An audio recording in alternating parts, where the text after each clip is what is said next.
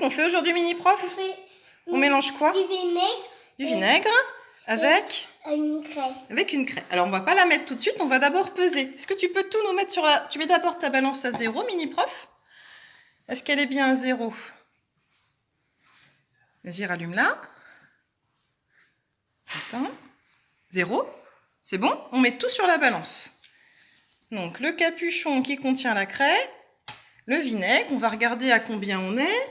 On est à 79 grammes. Maintenant, ce qu'on va faire, on va faire réagir la craie dans le vinaigre. Donc, il va falloir mettre très vite, très vite, la craie et refermer aussitôt. T'es prêt, mini-prof? 1, 2, 3, hop, et on ferme, on visse. Vas-y, fort, allez, mon copain. Super, j'ai un super assistant. Qu'est-ce qui se passe dedans, mini-prof? Regarde. Ça fume. Ça fume? Fais voir. Pousse tes doigts. Est-ce qu'on voit que ça réagit? Alors, oui, on voit la craie, vous voyez, hop là, qui fait des petites bulles. Il y a un gaz qui s'échappe, il y a une réaction. Donc pendant que mon morceau de craie continue de réagir en produisant un petit gaz, puisqu'on le voit ici, on va commencer à parler de l'équation. Puis on va y revenir après, une fois que ça aura totalement réagi. Tu peux agiter, mini-prof, pendant ce temps-là. Vas-y, tu vas pouvoir mélanger pour que ça agisse plus vite. Vas-y, tu peux agiter fort. Alors, revenons à l'équation de la réaction. On pousse l'éponge, elle ne sert plus à rien, c'était en cas d'accident. Mais on fait confiance à mini-prof et il n'y a jamais d'accident. Alors, où on en était? On a fait réagir de la craie. La craie, c'est du carbonate de calcium, de formule CaCO3. Le vinaigre contient de l'eau. Non, surtout dévisse pas. Le vinaigre contient de l'eau, donc ce solide dans l'eau se dissout.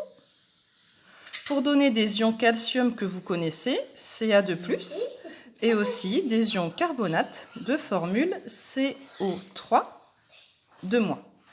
Voilà.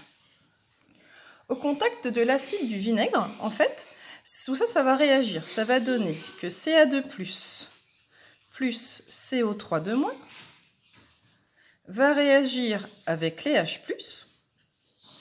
et ça va nous donner un gaz. On aurait pu le tester, ce gaz qu'on a vu apparaître. En fait, c'est du dioxyde de carbone.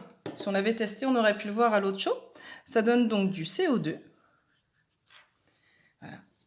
Et si on doit équilibrer l'équation, on se rend compte que le calcium, en fait, il ne réagit pas. On peut le retrouver à la fin. Et il nous reste quoi comme molécule? Il nous reste de l'hydrogène qui va en fait former des molécules d'eau. Voilà. Alors là, pendant ce temps, ça continue de réagir, mais mini-prof m'a ouvert le flacon. Voilà. En fait, si on n'avait pas ouvert le flacon, je vous conseille, c'est de réessayer l'expérience chez vous. On se sera rendu compte que la masse ne varie pas. Pourquoi est-ce que la masse ne varie pas? Eh bien, tout simplement parce que le nombre d'atomes, lui, ne change pas. C'est ce qu'on va pouvoir vérifier. Alors déjà, qu'est-ce qu'on voit? On voit que les ions calcium sont au début et sont aussi présents à la fin. Ils ne réagissent pas. C'est ce qu'on appelle des ions spectateurs. Voilà. Les ions carbonate et les ions hydrogène H+, eux, disparaissent petit à petit. C'est la raison pour laquelle la craie est de plus en plus petite dans le récipient. Donc ici, on a ce qu'on appelle les réactifs. De l'autre côté, on a ce qu'on appelle les produits. Et si vous faites l'expérience chez vous, vous vous rendrez compte donc que la masse ne change pas parce que le nombre d'atomes ne varie pas. Alors on voit bien ici que le nombre d'atomes d'oxygène est respecté. 3 oxygènes, 1, 2, 3 oxygènes. Mais pour les hydrogènes, là j'en ai 2, là j'en ai un seul. Je suis donc obligée de rajouter un 2, comme dans le sujet d'évaluation diagnostique que vous aviez. Voilà, 2 hydrogènes. Donc là, la masse ne change pas parce que j'ai autant d'atomes de chaque côté. Pour équilibrer, j'ajoute parfois des grands chiffres qu'on appelle des coefficients stoichiométriques. Ça veut dire que je prends 2 fois tout ça. Et je peux aussi vérifier ce qu'on appelle la conservation de la charge. Là, ça va un petit peu au-delà de ce que vous avez vu au collège. On voit que le CO2 n'a pas de charge électrique, H2O non plus. Donc si j'ai pas de charge électrique après, je ne dois pas avoir de charge électrique avant. C'est la raison pour laquelle on a aussi un 2. 2 moins plus 2 plus, ça fait bien 0 en charge électrique. Donc qu'est-ce qu'on retient de tout ça? On retient que les espèces qui ne réagissent pas sont appelées les espèces spectatrices, on ne les écrit pas. Ce qu'on a au début et qui se met à gauche de l'équation s'appelle les réactifs. Ce qu'on a à droite et qu'on obtient à la fin, notamment ce petit CO2 gazeux, c'est en effet les produits.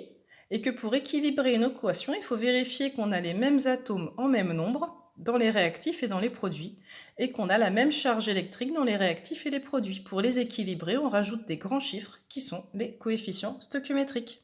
J'espère que c'est clair pour vous.